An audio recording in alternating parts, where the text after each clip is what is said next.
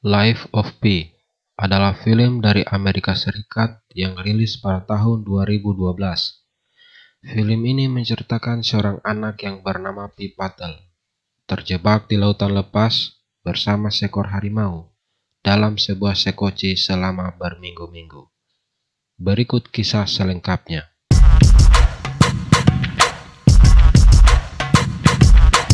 Di Kanada, seorang novelis bernama Yann Martel bertemu dengan Pi Patel. Yann telah diberitahu bahwa kisah hidup Pi Patel akan menjadi topik yang bagus untuk jadikan sebuah buku. Kemudian Pi menceritakan kisahnya kepada Yann.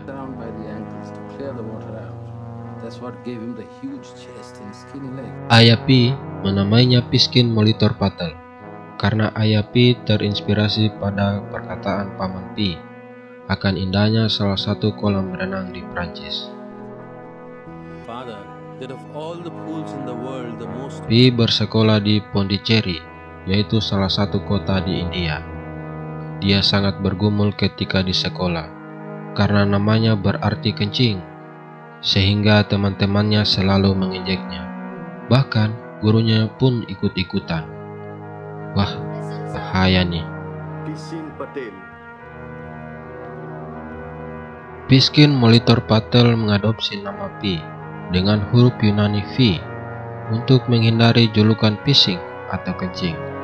Namun dia tetap saja menjadi bahan ejekan di sekolahnya. Sungguh terlalu.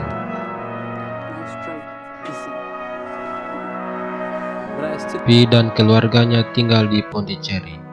Ayahnya mendirikan hotel dan kebun binatang di sana. Pi mempunyai seorang kakak. Pi dibesarkan dalam keluarga Hindu. Ibunya selalu mengajarinya tentang agama Hindu. Tetapi pada usia 12 tahun, oleh karena penasaran, Pi masuk ke dalam gereja. Kemudian seorang pastor memperkenalkan agama Katolik kepadanya. Suatu waktu, Pi melihat masjid dan melihat mereka sembahyang.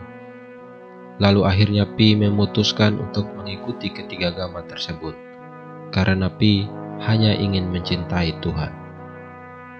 Ibunya selalu mendukung keinginannya untuk tumbuh, tetapi ayahnya yang rasionalis mengajarinya tentang duniawi dan kenyataan.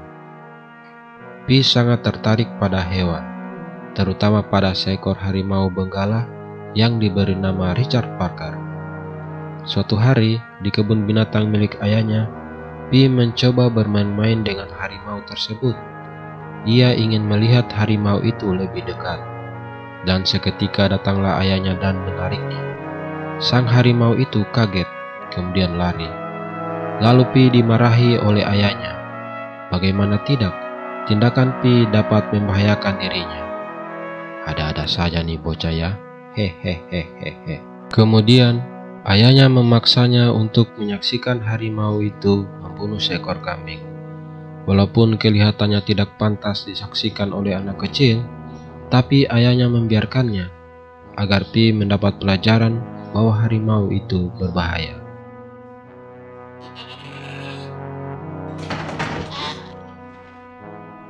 Pi disuruh ibunya untuk belajar musik.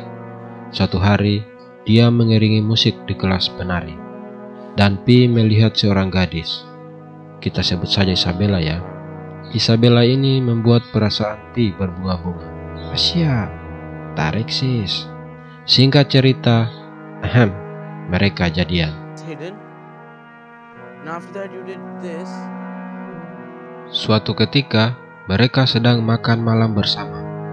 Ayahnya menyampaikan bahwa mereka harus pindah ke Kanada. Di sana ayahnya mendapat kesempatan bekerja di suatu perusahaan. Dan di sana, hewan-hewan milik mereka akan dijual untuk membiayai kebutuhan mereka.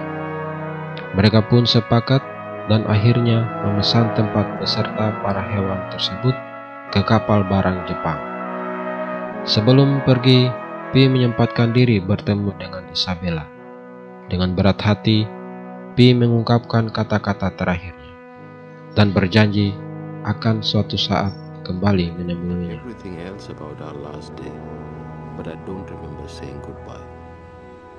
Dengan berat hati, Pi dan keluarganya berangkat dari India ke Kanada. Malam pun tiba. Sebelum mereka beristirahat, Pi dan ayahnya pergi ke lantai bawah untuk melihat para hewan-hewan peliharaannya. Lalu mereka memberinya obat penenang pada hewan itu. Mungkin obat antimo ya, anti mabok. Hehehe. Setelah 4 hari berlayar tepat di atas Palung Mariana. Palung Mariana adalah palung terdalam di bumi. Kemudian datanglah badai. Pi berniat ingin melihat badai itu. Lalu dia naik ke atas dek. Namun Pi melihat badai semakin dahsyat, bahkan menghantam kapal mereka. Lalu Pi bergegas turun ke bawah untuk membangunkan keluarganya. Ternyata setelah sampai di bawah, air sudah memenuhi sebagian kapal. Dia berusaha mencari keluarganya, namun air menghalanginya. Lalu Pi kembali ke atas dek. Kemudian seorang awak melemparnya ke sekoci, dan tanpa dia sadari, seekor zebra yang dibebaskan melompat ke sekoci bersamanya. Badai terus mengamuk, kapal pun tak bisa terselamatkan dan akhirnya tenggelam.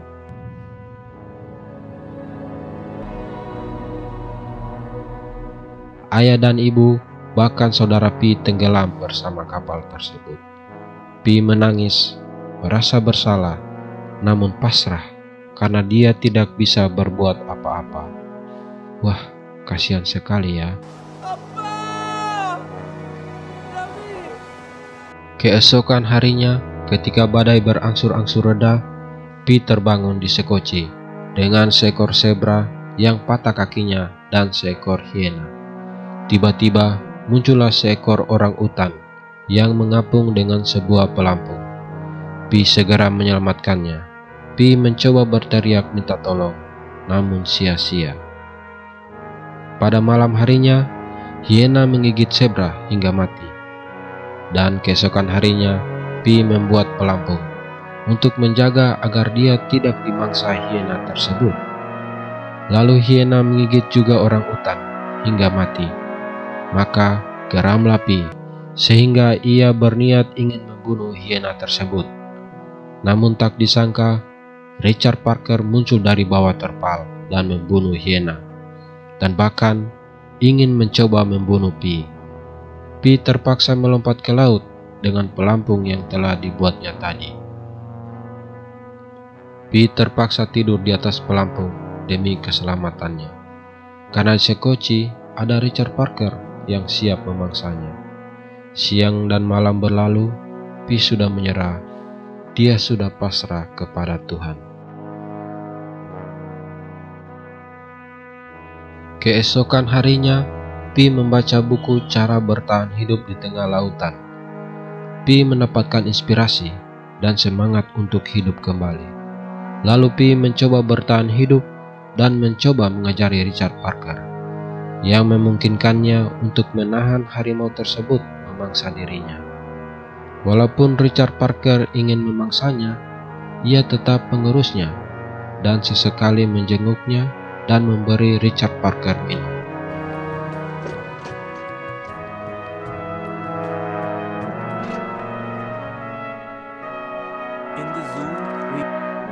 Kemudian, Richard Parker melompat ke laut untuk berburu ikan dan datang mengancam ke arah Pi. Dengan segera Pi langsung menuju sekoci dan mengangkat serta pelampungnya. Dia berniat ingin membunuh dan membiarkannya tenggelam. Namun, setelah menatap mata harimau itu, Pi merasa kasihan. Akhirnya ia membuatkan tangga dan membantu Richard Parker naik ke dalam sekoci. Malam pun datang. Dan Pi terus berusaha untuk bertahan hidup bersama Richard Parker selama 37 hari. Kemudian keesokan harinya, sekelompok ikan bermigrasi. Seekor ikan besar masuk ke dalam sekoci.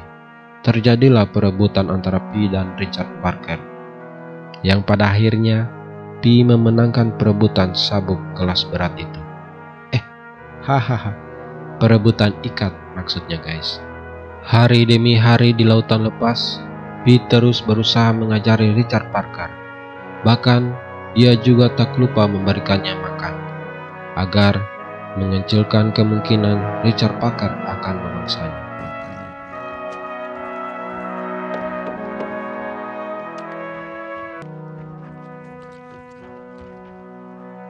Suatu ketika, Pi melihat sebuah kapal melintas.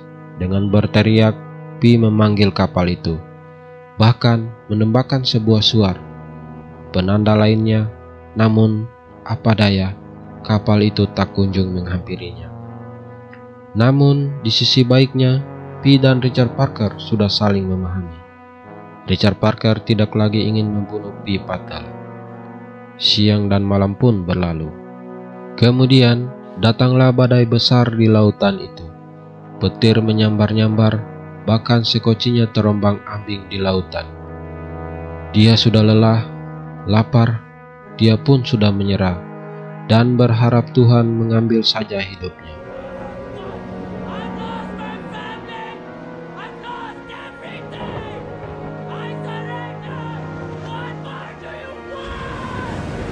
Lagi-lagi, dia dan Richard Parker masih selamat dari badai itu. Namun setelah berminggu-minggu di lautan, mereka pun sekarat dan kemudian pingsan.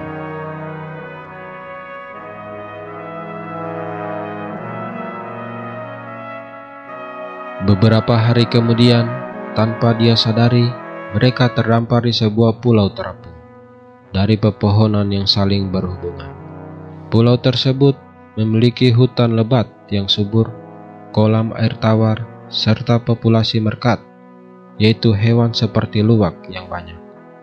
Maka Pi dan Richard Parker dapat makan dan minum dengan bebas dan menambah tenaga mereka. Pada malam harinya, ketika Pi tidur di atas pepohonan, Pi kaget akan kilauan yang muncul dari kolam air tawar itu. Ternyata, pulau itu berubah menjadi lingkungan yang tidak bersahabat. Kolam air tawar itu berubah menjadi asam, mencerna ikan di dalamnya. Bahkan, Richard Parker memilih mundur ke sekoci.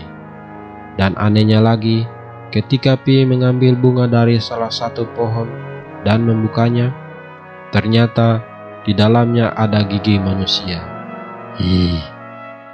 Akhirnya Pi menyimpulkan bahwa pulau itu adalah karnivora. Keesokan harinya, Pi mengumpulkan bahan yang bisa dimakan olehnya dan Richard Parker. Lalu dia memanggil harimau itu untuk masuk ke sekoci. Mereka pun pergi meninggalkan pulau itu.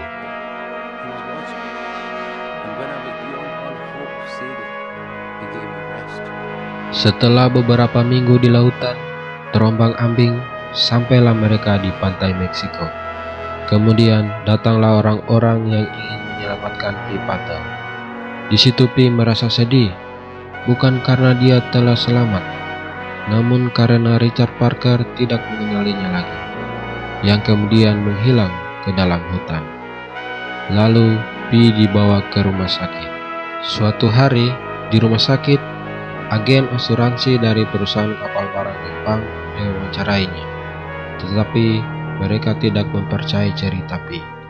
Kesal dengan mereka, akhirnya Pi memutarbalikkan cerita itu. Lalu agen asuransi pergi tanpa jawaban pasti. Sekian.